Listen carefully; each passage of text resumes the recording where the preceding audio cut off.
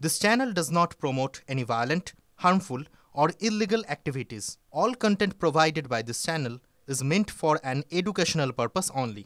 Cancer Healer Center, a new beginning. ক্যানিংয়ের কার্তুজ কাণ্ডের দিকে নজর রাখবো। সেখান থেকে চাঞ্চল্যকর তথ্য আসছে, কারণ বৈধ কার্তুজের কোটাতেই চলছিল অবৈধ কারবার। ঠিক কিভাবে এই কারবার চলছিল জানবো। আমাদের সহকর্মী সুজয় রয়েছেন এই মুহূর্তে আমাদের সঙ্গে। সুজয়, এই যে অবৈধ কারবার কিভাবে চলছিল? .32 বোরের পিস্তল, সেক্ষেত্রে প্রত্যেকটা অস্ত্রে বছরে 50টি কার্তুজ কেনার একটি কোটা থাকে, অর্থাৎ যিনি এই অস্ত্র বৈধ উপায়ে ব্যবহার করেন বা লাইসেন্স রয়েছে তিনি বছরে 50টি কার্তুজ কিনতে পারেন। সর্বোচ্চ বিশেষ ক্ষেত্রে 200টি পর্যন্ত কার্তুজও কেনা যায়।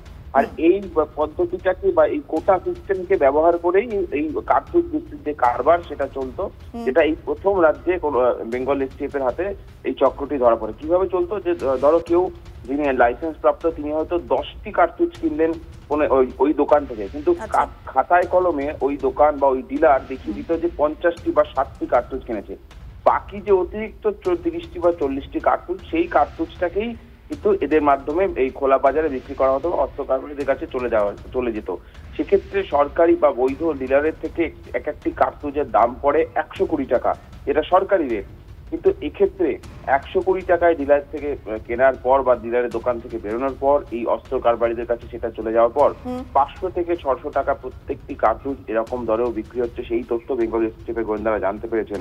এবং রাজ্যে কিন্তু এই প্রথম, এতদিন পর্যন্ত অস্ত্রের কারবার আমরা দেখেছি, সামনে কিন্তু এই প্রথম কার্তুজ বিক্রির যে কারবার, এই কারবারটি সামনে এলো, যেটা সম্পূর্ণ বৈধ উপায়কে ব্যবহার করেই এই কারবারটি চালানো হচ্ছিল। কিন্তু গোয়েন্দারা এখন জানতে চান যে কবে থেকে এই কারবারটা চালাচ্ছে এবং অন্য কোনো ডিলারও এই চক্রের সঙ্গে যুক্ত কিনা, এবং এই কার্তুজগুলি কোথায় কোথায় যাচ্ছে। প্রাথমিকভাবে তারা জানতে পেরেছেন যে একাধিক এজেন্ট ছিল, অর্থাৎ ওই ডিলারের কাজ করা যে অভিযুক্ত গ্রেফতার হয়েছে সে পৌঁছে দিত দক্ষিণ 24 পরগনার এই মূল এজেন্টদের কাছে। তারপর সেটা বিভিন্ন ছোট ছোট সাব এজেন্টদের কাছে চলে যেত এবং মোটা টাকা কমিশনের ভিত্তিতে এই চক্রটি কাজ করতো বলে বেঙ্গল এসটিএফ গোয়েন্দারা প্রাথমিকভাবে জানতে পেরেছেন। এবং এই ঘটনায় আরো যারা রয়েছে প্রত্যেকটি ডিলার, তাদের হিসাব নিকাশ যখন এখন বেঙ্গল এসটিএফ এর আতশ কাচের নিচে, একই সঙ্গে যে ডিলারের কাছ থেকে এই কার্তুজগুলি গিয়েছিল তাদেরও হিসেব খতিয়ে দেখছেন তদন্তকারীরা। একেবারে অনেক ধন্যবাদ সুজয় তোমায়। আর এই ঘটনায় ক্যানিং এর কার্তুজ কাণ্ডে এবার কলকাতার বন্দুক দোকানের মালিককে তলব করা হলো। কোন বন্দুক দোকানের মালিককে তলব করা হলো ডিটেলস জানবো। আমাদের সহকর্মী সুপ্রিয় এই মুহূর্তে রয়েছেন আমাদের সঙ্গে। সুপ্রিয়, এই যে ক্যানিং এর কার্তুজ কাণ্ড শুরু হচ্ছে এবং এই নিয়ে প্রচুর তথ্য সামনে আসছে, কলকাতার বন্দুকের দোকানের মালিককে তলব করা হলো, আর কি কি তথ্য? দেখো, গতকাল জীবনতলাতে একটি বাড়িতে তল্লাশি অভিযান চালিয়ে এসটিএফ এর গোয়েন্দারা বাড়ির মালিক সহ মোট 4 জনকে গ্রেপ্তার করে। আর সেই 4 জনের মধ্যে 3 জন অস্ত্র কারবারের সঙ্গে যুক্ত বলেই এখনো পর্যন্ত আমরা এসটিএফ সূত্রে জানতে পারছি। এবং বাকি যে একজন জয়ন্ত দত্ত, তিনি হচ্ছেন বিবাদীবাগের, আমার পেছনেই এই যে তুমি দোকান দেখতে পাচ্ছ লাইসেন্স প্রাপ্ত এই যে বিপণী, এই বিপণীর দীর্ঘ 20 থেকে 22 বছরের কর্মী, এমনটাই কিন্তু আমরা এসটিএফ সূত্রে জানতে পারছি।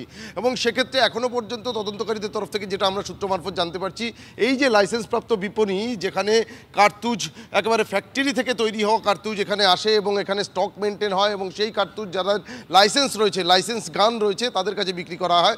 সেই কার্তুজ কিন্তু তাদের কাছে না গিয়ে একেবারে যারা বেআইনি অস্ত্র কারবারিরা রয়েছে তাদের কাছে পৌঁছে যেত এই জয়ন্ত দত্তর মাধ্যমে। ইতিমধ্যেই তদন্তকারীরা গতকাল যখন আমরা দেখলাম যে সন্ধ্যার পরে এসটিএফ এর যারা গোয়েন্দারা তারা এই দোকানে আসেন, তল্লাশি অভিযান চালান, এই দোকানের বেশ কয়েকটি রেজিস্টার কিন্তু ইতিমধ্যেই বাজেয়াপ্ত হয়েছে। এবং সেই রেজিস্টারে কি থাকে, যে কত স্টক ফ্যাক্টরি থেকে কত কার্তুজ আসছে এবং সেই কার্তুজ কাদের কাদের কাছে বিক্রি করা হচ্ছে, এই সমস্ত যাবতীয় পুঙ্খানুপুঙ্খ তথ্য কিন্তু এই রেজিস্টারগুলোতে মেনটেন করা হয়, কারণ এটা একটা লাইসেন্স প্রাপ্ত বিপণী। এবং সেক্ষেত্রে ইতিমধ্যে যেটা আমরা জানতে পারছি, এই স্টক দেখার পর বা এই রেজিস্টার দেখার পর তদন্তকারীরা যেটা জানতে পেরেছেন, যে পরিমাণ কার্তুজ এই দোকানে আসতো ফ্যাক্টরি থেকে, সেই সংখ্যক স্টক কিন্তু দোকানে নেই, অর্থাৎ বিস্তর একটা গরমিল রয়েছে।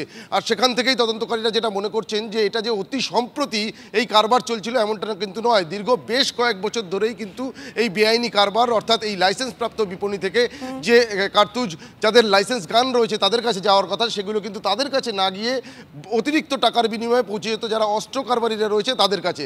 আর এই যে দোকানের মালিকের সন্ধান পাওয়া যাচ্ছে। অনেক ধন্যবাদ আপাতত সুপ্রিয়, তুমি নজর রাখো। না, এটা তো যারা তদন্ত করছে STF ওয়েস্ট বেঙ্গল এই রেডটা করেছিল, ওরা আরও কাজ করছে এর উপর, ওরা একদম স্পেসিফিক বলতে পারবে। আমরা কিছু ইনফরমেশন ওদের সঙ্গে শেয়ার করেছি, ডিটেলসটা এই মুহূর্তে বলা মুশকিল আছে, কিন্তু STF ভালো বলতে পারবে।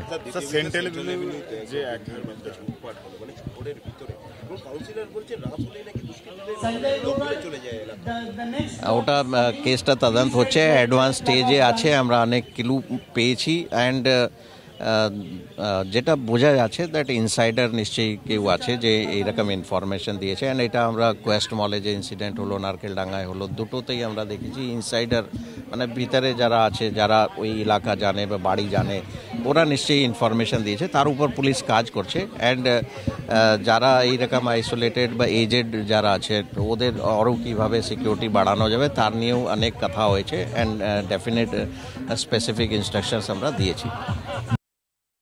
প্রশ্নটা তো আপনারা ভুল জায়গায় করছেন। প্রশ্নটা তো মুখ্যমন্ত্রীর কাছে করা উচিত। এই মুখ্যমন্ত্রী বলেছিলেন যে আমি অর্ডার দিচ্ছি, নির্দেশ দিচ্ছি, সব অবৈধ অস্ত্র বোমা বারুদ উদ্ধার করতে হবে। পুলিশ কেন পারেনি? তো মুখ্যমন্ত্রী, হোম মিনিস্টার অর্থাৎ নিজেকেই বলুক যে একজন মুখ্যমন্ত্রী বলার পরেও যদি তার পুলিশ না পারে, তাহলে সেই হোম মিনিস্টারে তার নিজের পদে থাকার কোনো যোগ্যতা নেই, সেই পদ ছেড়ে দেওয়া উচিত তার, নচেত পুলিশ তার কথা শুনছে না। বজবজে গুলি বন্দুক বোমার লড়াই হচ্ছে তৃণমূলের দুই গোষ্ঠী, আর জীবনতলাতে রাউন্ডের পর রাউন্ড গুলি বন্দুক উদ্ধার হচ্ছে, কার্তুজ উদ্ধার হচ্ছে। এ কি গুলি বন্দুকের একটা সংগ্রহালয় তৈরি হলো নাকি তৃণমূলের নেতাদের নেতৃত্বে?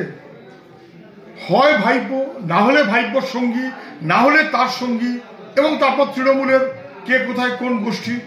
একেবারে পুলিশের সামনে দিনের বেলা প্রকাশ্যে যেভাবে গুলি বন্দুকের লড়াই চলছে তৃণমূলের নিজের মধ্যে, আর তার মজুত করা হচ্ছে, রাজ্যের আইন শৃঙ্খলায় কিছুই নেই, এটা একেবারে পরিষ্কার হয়ে যাচ্ছে দিনের আলোর মতো। কোনো প্রশ্ন ওঠেনি, আইন শৃঙ্খলা একদম ঠিকঠাক আছে।